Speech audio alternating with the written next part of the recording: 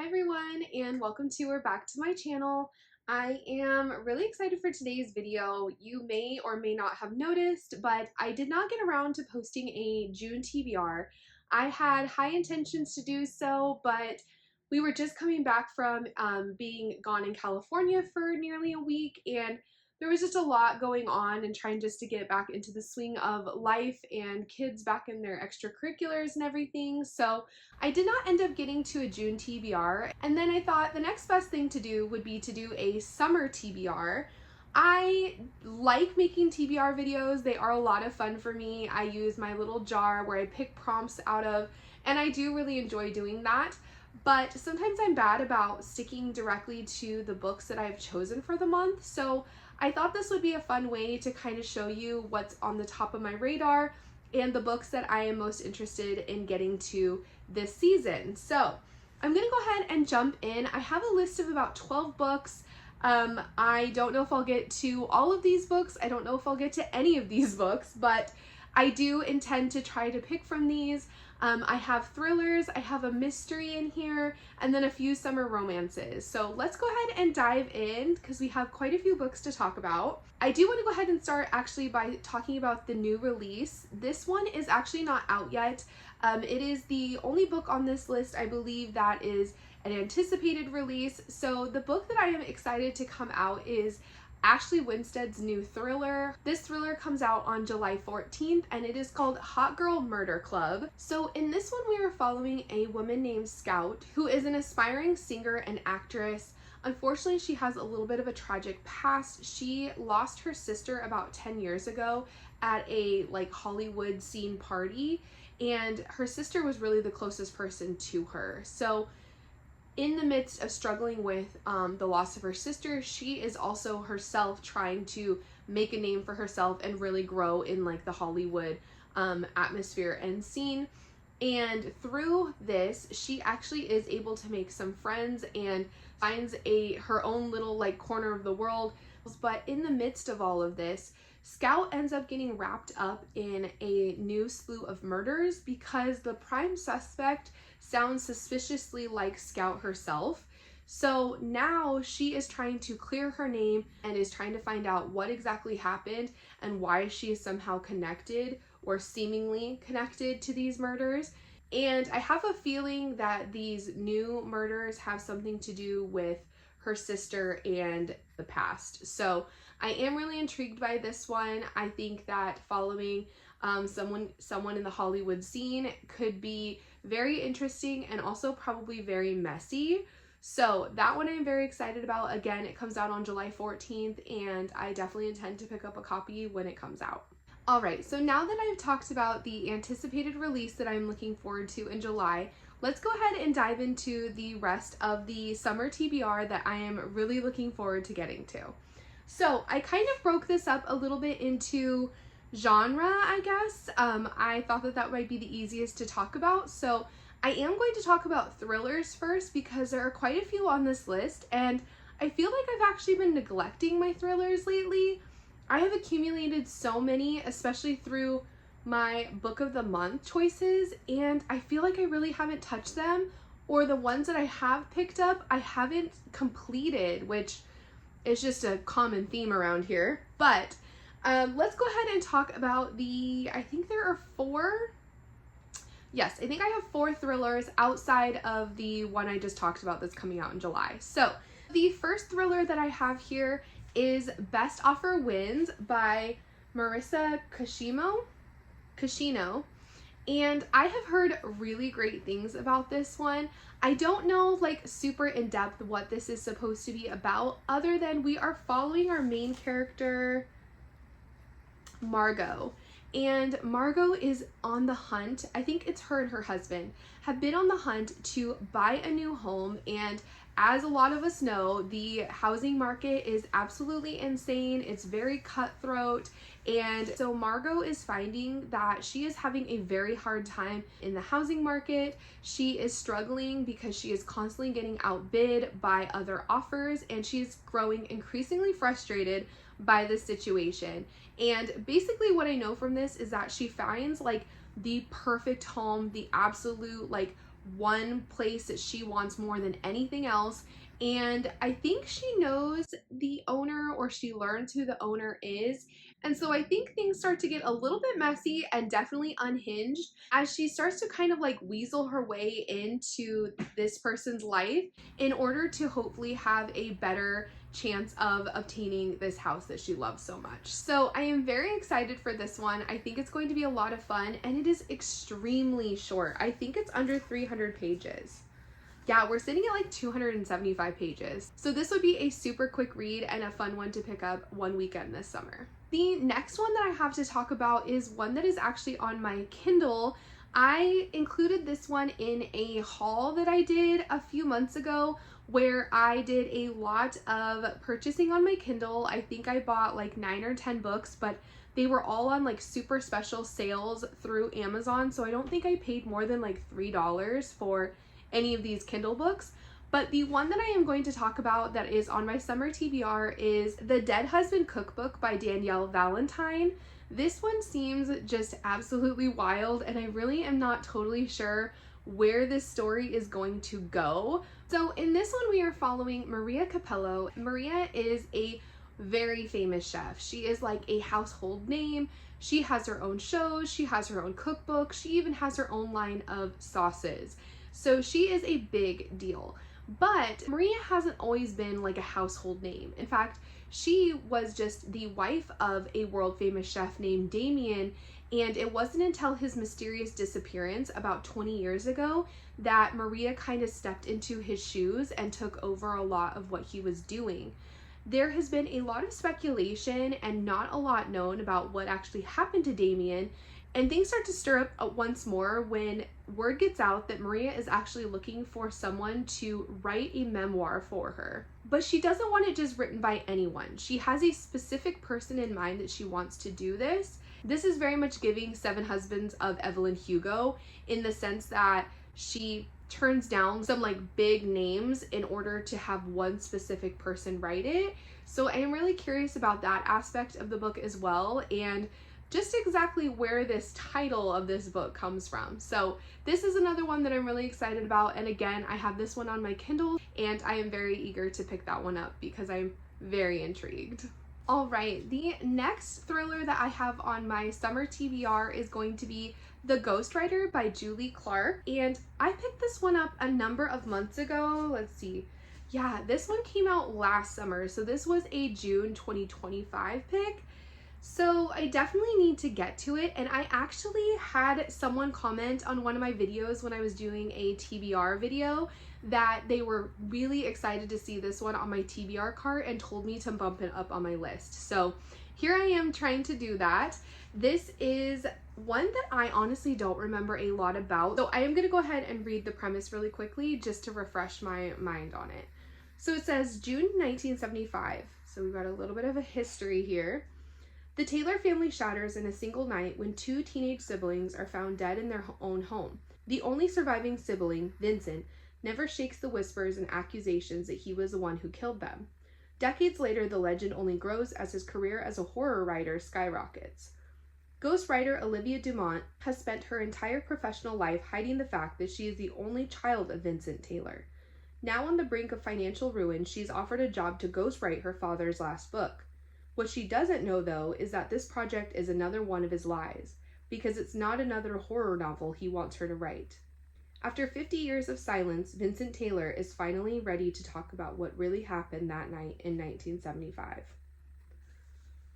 Ooh, okay, yes, this sounds even better than I remember. I did remember the aspect that it was his daughter that was going to ghostwrite his last book, but I forgot the part about where he has his own tragic past and the fact that we are now going to find out what that was through her writing this story. So, oh my gosh, I'm really excited about this one.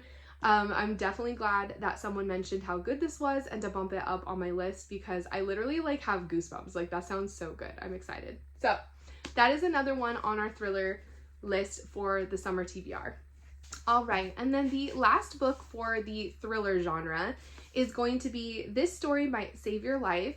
This is a newer release that came out this year in March, and I again don't know a lot about it Other than, I do know that it has a podcast element, I believe, if I'm not mistaken. Yeah, Benny and Joy, which is funny. Benny is my fiance's name, or was like his childhood nickname. Benny Abbott and Joy Moore host one of the most beloved podcasts in the world. Each week they delight listeners with a different, against all odds survival story, gleefully finding the weird, life-affirming humor in near-death experiences. Says they built a lucrative empire. Says the problem is their next survival story may be their own. When Benny arrives at Joy and Xander's home one morning to record, he finds shattered glass in an empty house. The one clue shedding light on the couple's disappearance is the incomplete, previously unseen first draft of Joy's memoir. Benny will stop at nothing to find them, even as the police soon zero in on him as their prime suspect. Okay, not going to read the whole thing, but that does sound really interesting. I know a lot of people love like podcast elements in their stories. I don't think I've read very many, but I do like the idea and the fact that like his business partner and her husband go missing and now he's looped into potentially being a suspect and maybe more. This definitely sounds really good, and again, I've heard great things. This is also a beautiful cover. I really, really like this cover. So man, the more and more I talk about these books, I'm just getting even more excited for summer reading. All right, shifting gears really quickly, I'm going to talk about 2 series that I plan on continuing this summer. The first one is the 3rd book in the Dungeon Crawler Carl series. I unfortunately do not have a physical copy to hold up for you because it is currently en route to me, but I'm sure most of you know about the Dungeon Crawler series by this point. It is kind of a big deal. I feel like a lot more people are reading it and enjoying it. I have really enjoyed my time with the first 2 books. I liked them equally. I don't know that the second one was my favorite, but I did still enjoy aspects of it, and of course getting to know more of what is going on with Carl and Donut. It was just a fun time. And I've heard that like books 3, 4, and 5 really like kick off, and if you weren't already loving the series, this is the point where people like really get invested. So I am excited for that, and that should be coming any day now. And then the other series that I am continuing on with and will actually complete after I finish this book is the 3rd book in the Cider Shop Rules series. Yeah, the Cider Shop Mysteries. This is a book series that I have talked about quite a bit on my channel. I have been thoroughly enjoying my time with this series. I have of course read the first 2, I think in like November and then again in March or somewhere in that range. So it is perfect time to go ahead and pick this final book up and complete the series. So in this series, we are following Winnie Montgomery. Her and her grandmother actually own a family orchard, and Winnie has established a cider shop on the property as well, which is like her pride and joy. She is very excited and has worked really hard to be able to have that. Unfortunately, things continue to go wrong on their property, and they are constantly being dragged into the mix of these mysteries and situations that have happened. The first one of their neighbors unfortunately has an untimely demise, and her family gets wrapped up into that mystery. And then the second one, there's a wedding reception that is taking place on the property at the cider shop, and someone in the wedding party unfortunately kicks the bucket. So this third one says it is actually set in the fall, but that's okay. If I read it near the end of the summer, then it'll be like perfect vibes to change into the fall season. But basically, once again, we have a setup where I'm sure they will find a body, and unfortunately they will be wrapped up once again into another mystery and trying to uncover what exactly happened to this person. So very excited for this one. A little bit sad that it's going to be over, but happy to say that I've completed a series once I get to this one. All right, and then that just leaves our final genre, which is going to be romance. So I am, of course, very excited. Summer to me just screams romance, and I have quite a few on this list that I really need to get to, a couple of which you'll see why specifically. So the first one that I want to read is another one that I actually have on my Kindle, and it is Butcher and Blackbird by Brynn Weaver. This was another book that I hauled during the Kindle haul that I had a few months ago, and I actually purchased that one and the first one in the Carnage series. I can't think of what the series is called, but the book is Tourist Season. I purchased both those during that Kindle sale, and I kind of went back and forth about which one I wanted to start with, but I kind of want to start from the beginning, from her list. So I will go ahead and read the first book in that trilogy, which is, again, Butcher and Blackbird. I just know that we are following serial killers, I believe, and of course, it is a romance or has hints of romance, and I've heard that it's wild and kind of silly and just like, yeah, it's gonna be interesting, but I'm very excited. I'm not overly squeamish, I don't think. I guess we'll find out, but that is going to be the first one in the romance genre, but I am really excited to get to that one. I think it's gonna be a really good time. And then the next one that I am super, super eager to get to is actually a new purchase or a more recent purchase from me. This is a book that I got on my most recent like book shopping video, and that is Love Overboard by Candy Steiner. I am so over the moon excited to start this one. Again, this is giving such strong Below Deck vibes, but we are following Ember and Finn. They are both part of the crew. Ember is the chief stew and Finn is the chef that is on board.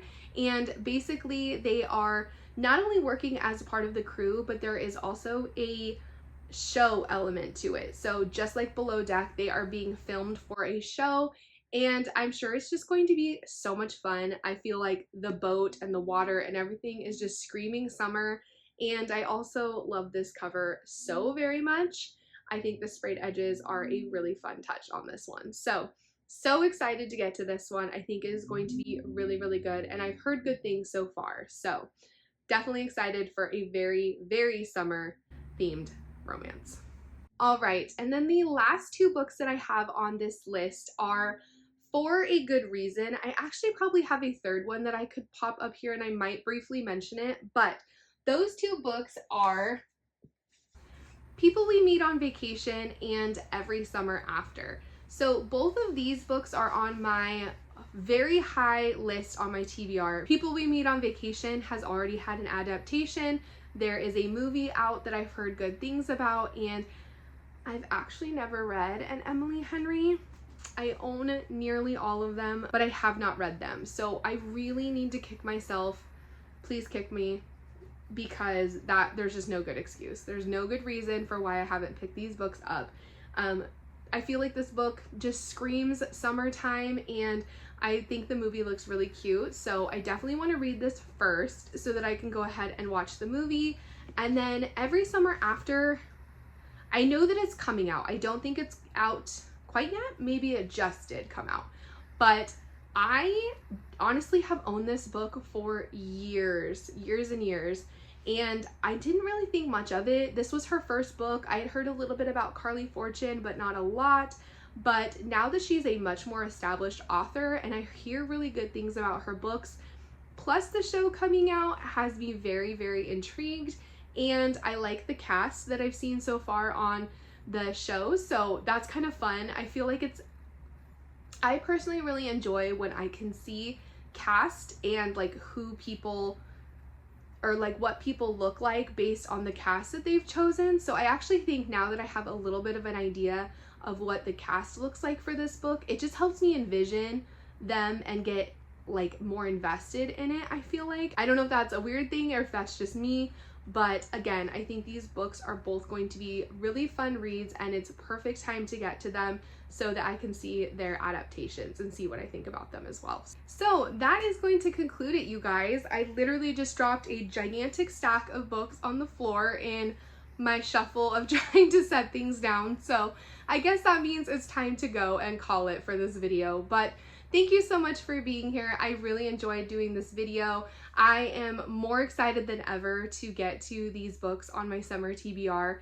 Let me know if you have any of these books on your list, or I'm sure a lot of you have already read these, as I am quite behind on the times with getting to some of these, but nonetheless, I'm very excited. So thank you once again for being here and clicking on today's video. Please go ahead and like this video if you enjoyed it, and subscribe down below. I would really appreciate you sticking around. But other than that, I will just see you guys in another video very soon. Bye!